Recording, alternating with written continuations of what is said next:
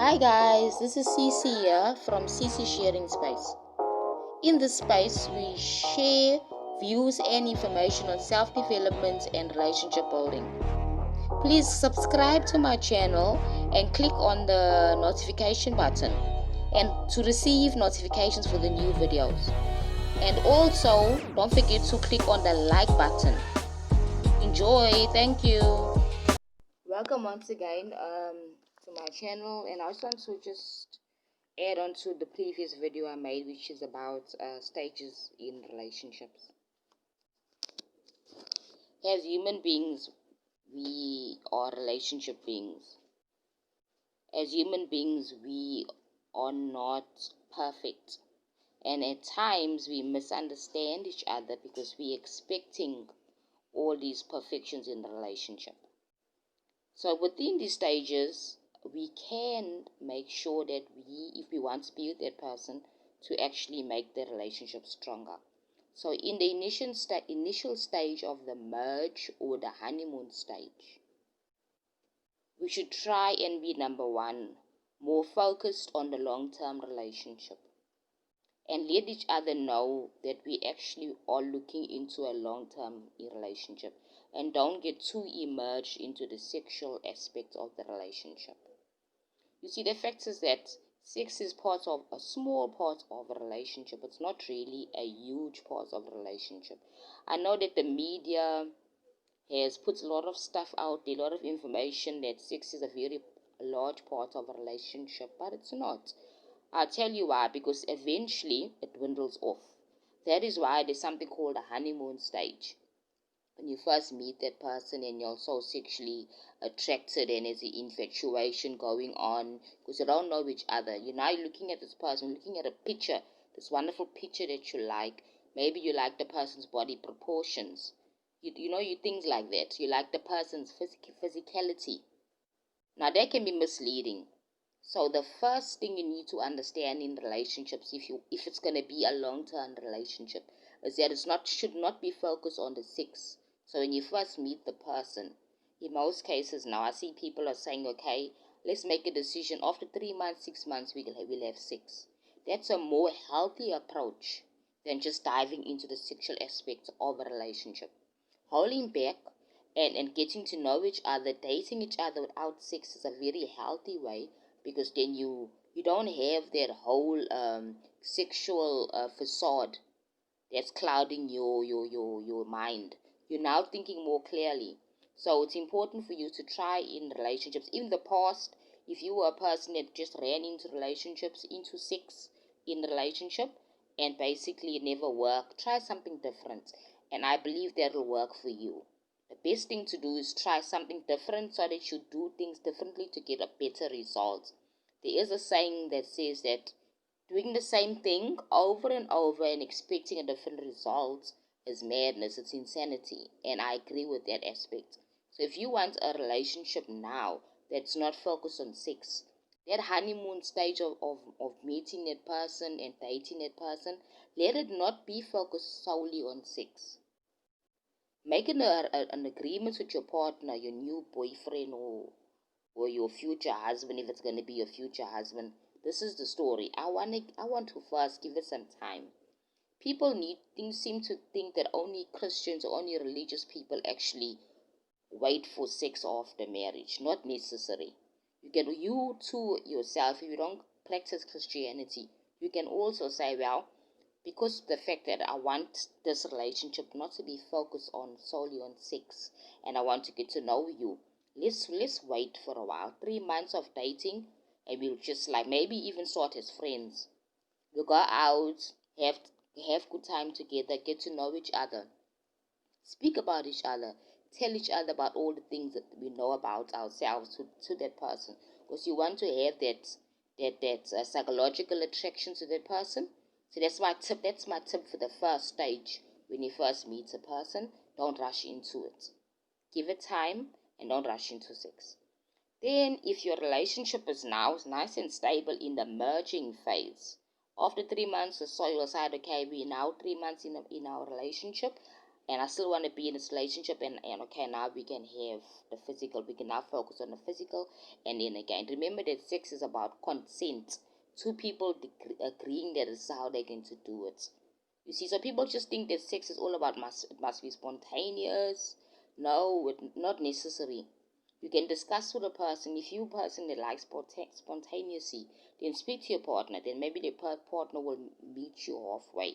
But I believe that a relationship that is very rational, everything is planned and spoken about. So we can have a date night tonight, and tonight we're going to, after the date, we're going to have some romance and other stuff which is going to lead to sex. You see, so in that way, you understand now what you're getting yourself into. You're not controlled solely by your emotions. You can think very straight and clearly, and you know this person. You're compatible with that person. You'll speak. You'll have topics to talk about. You've got so many things in common besides just the physical attraction. Although you do find them attractive physically, but it's not the focus of the relationship. Then now you go on now, and you find that, see, that power struggle that's supposed to be in the normal conventional stage is now it's no more a power struggle anymore. Because now remember, you'll work through your relationship, the first stage of the honeymoon stage, and you'll work through each other, and you'll keep sex away for like 3 6 months, whatever you'll agree on. So now the power struggle doesn't become a power struggle anymore, because now you're a lot more settled, you're thinking straight here, both of you know what you want in this relationship. You know all the faults of the other person, you know the person is not perfect. So now it changes, it's no more a power struggle. There's no more denial now, because the fact that you're now together and you're agreeing on the same thing, you're finding that you're compatible. See what's nice about the first stage of the honeymoon stage. If for some reason you find you're not compatible in that stage, by getting to know each other, you can withdraw and end the relationship right then without committing and investing too much in that person or in the relationship. That's the advantage of not letting that whole honeymoon sexual attraction thing take over your mind. Because now you're talking a lot, you're going out, spending time together, doing things that you like together.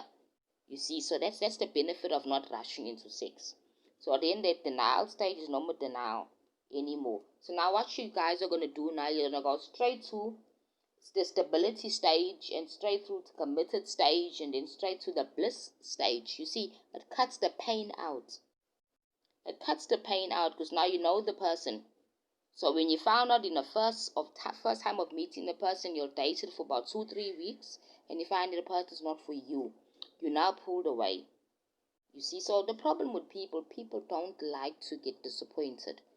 At times, disappointment is good for you, because then before you can commit too much into something, before you can now invest your time into a relationship, you find out that no, this person's not for me.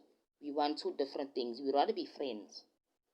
You see, I see this a lot in the movies. Let's rather be friends. Because now you find that now this person's not the ideal partner that you're looking for. Because now remember, you all spoke rationally and never rushed about sex.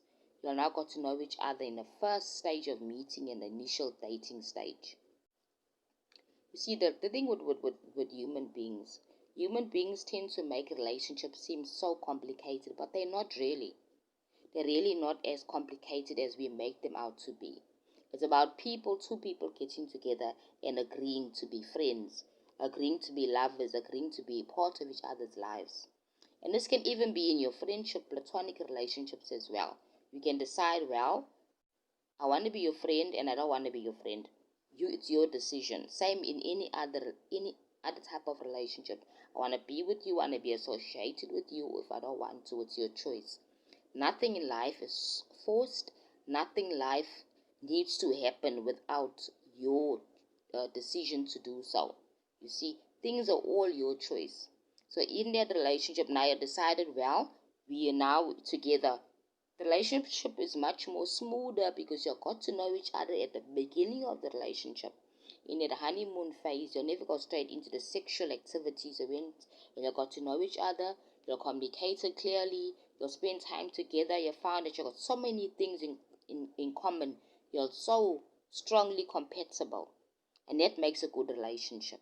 So canceling the frustration is addressing everything at the beginning without getting sexual attraction to cloud your mind. Don't let your hormones control your life. You need to control your hormones, and you are in charge of your life. Even in the relationships, in life, it's all about you, what you want, what are your visions about life. And people think that life is a mistake. There can never be any mistakes in life. Everything is done by us. Whatever you did is because you wanted to do that thing. You made the decision to do it. And there are consequences to those actions that you've done, now put in place. So then everything's about responsibility, and relationships about responsibility. So two people now get together, right? For example, and they decide, no, let's just be friends with benefits. We're not gonna have a relationship, a committed relationship. We'll call it friends for benefits. This is something very popular in the modern Western world. However, in most cases, one of the two in that agreement will then fall in love. There will be a lot of emotions. That's when people now mislead themselves. You see, now they're creating your own pain. This is the story with relationships. Say people don't want to really be responsible for their own emotions and their own lives. So when you're going through a relationship, number one, you know very well that a relationship has a beginning, a middle, and an end. If you're going to be with that person, it's going to have a middle. And relationships can also be very challenging. So a good relationship is very, very possible. A healthy relationship is possible, but you need to make the right decisions. As I said, to eliminate the pain, eliminate all the frustration during the initial stage of meeting that person. Get to know that person, and don't let the sexual activity and sexual attraction cloud your mind. Okay, thank you so much. I'm going to stop here with this video. I hope it was helpful, and I hope that it gave you some advice and some enlightenment. Thank you.